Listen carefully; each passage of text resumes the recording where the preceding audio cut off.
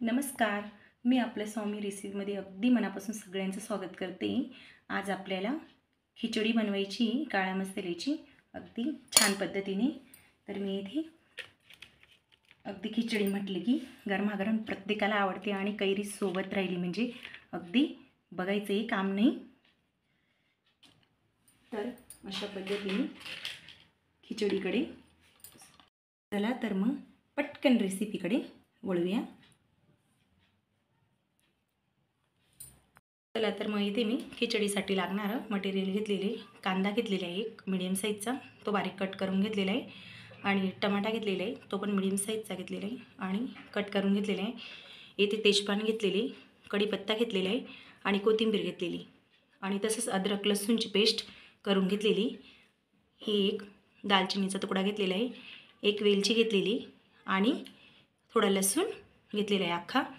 इथे बटाटा कापून घेतलेला आहे, स्वच्छ धुवून घेतलेला आहे आणि इथे मी सोयाबीन हे भिजू घातलेले अर्धी वाटी.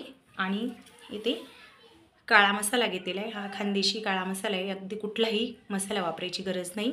अर्धा चमचा हळद घेतलेली, अर्धा चमचा जिरं घेतलेली आणि धनेपूड घेतलेली इथे मी चवीसाठी आणि मोहरी घेतलेली अर्धा चमचा. चला तर मग पटकन रेसिपीकडे वळूया. तर मी इथे 2-3 मोठे चम्मच तेल टाकून घेते, बघू शकता तुम्ही.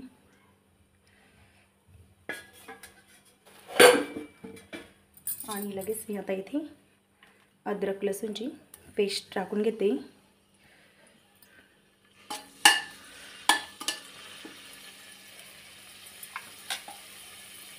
त्याच्यानंतर लगेच कढीपत्ता टाकून घेते.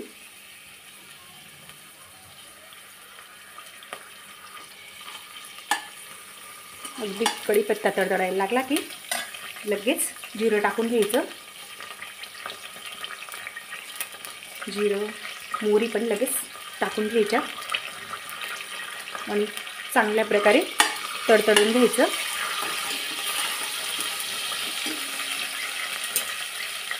तेजपान टाकूया, दालचिनीचा तुकडा घेतलेला हा पण टाकून घेते आणि वेलची अख्खा लसूण टाकून घेऊया आणि छान प्रकारे परतून घेऊया.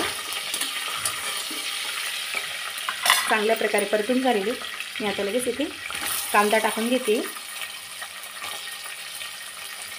कांदा अगदी हलकासा गोल्डन ब्राऊन होईपर्यंत परतून घ्यायचा आहे. तसेच मी आता इथे टमाटे पण टाकून घेते. कांदा आपला छान परतून झालेला आहे इथं आणि लगेच बटाटा टाकून घेऊया. कोथिंबीर पण टाकून घेते मी, परतून घेऊया चांगलं. त्याच्यानंतर लगेच आता मी मसाले ॲड करणार आहे. हे जे मसाले आपण घेतले होते ते ॲड करून घेते मी. अगदी काळा मसाला माझा इथे नवाच आहे, अगदी छान बनलेला आहे मसाला इथे. त्याच्यामुळे मी दुसरे कुठलेही मसाले याच्यात जास्त वापरणार नाही. चांगल्या प्रकारे मसाले परतून घ्यायचे मिडियम गॅसवरती.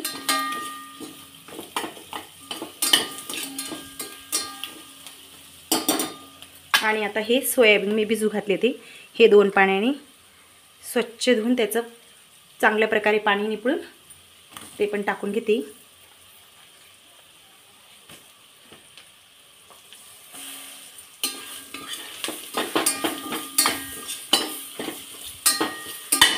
मी इथे खिचडी रेशनच्या तांदूळांचीच करते, ते छान लागते. कुठले चांगले तांदूळ नाही वापरले तरी काही हरकत नाही. हे इथे मी तुरीची डाळ आणि मुगाचे भिजत ठेवलेले, असं चाळून घ्यायचे, मिक्स करून घ्यायचे. आणि एका साईडला मी इथे गरम पाणी पण करायला ठेवून दिलेले.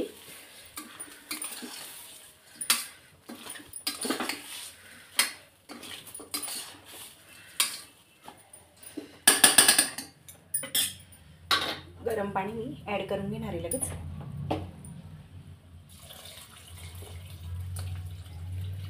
अगदी तांदूळ बुडवेपर्यंतच गरम पाणी आपल्याला टाकायचं आहे. तांदळाच्या थोडंसं वरती तांदूळ बुडतील इतकं पाणी टाकायचं, अगदी म्हणजे मोकळी मोकळी खिचडी येते. आणि लगेच मी चवीनुसार मीठ ॲड करून घेणार आहे.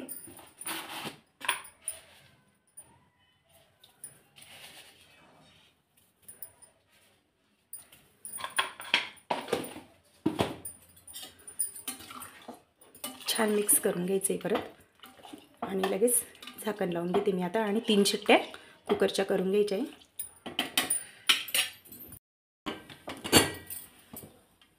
हे बघा, आता 3 शिट्ट्या कुकरच्या होऊ देऊ. चला तर इथे आपल्या 3 शिट्ट्या झालेल्या आहे. आणि आता कुकर गार झाल्यावर आपण लगेच सर्व करूया.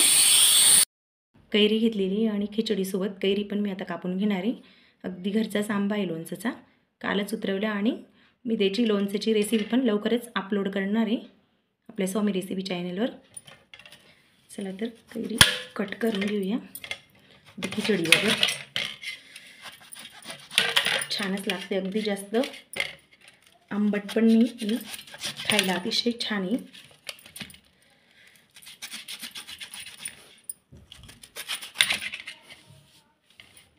बघू शकता आपली इथे अगदी झणझणीत छान खिचडी इथे तयार झालेली. अगदी किचनमध्ये छान सुगंध दरवळलेला आहे. वा, अगदी परफेक्ट. आता खाण्यासाठी गरमागरम इथे अगदी रेडी झालेली. मी आता लगेच गरमागरम सर्व करून घेणार आहे.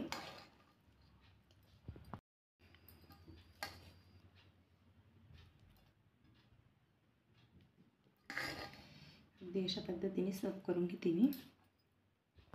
इथे कांदा घेतलेला आहे, काकडी घेऊन घेतलेली सोबत, आणि ही लोणच्याची कैरी घेतलेली अगदी झाडावरची तोडून आणलेली आहे, ताजी ताजी.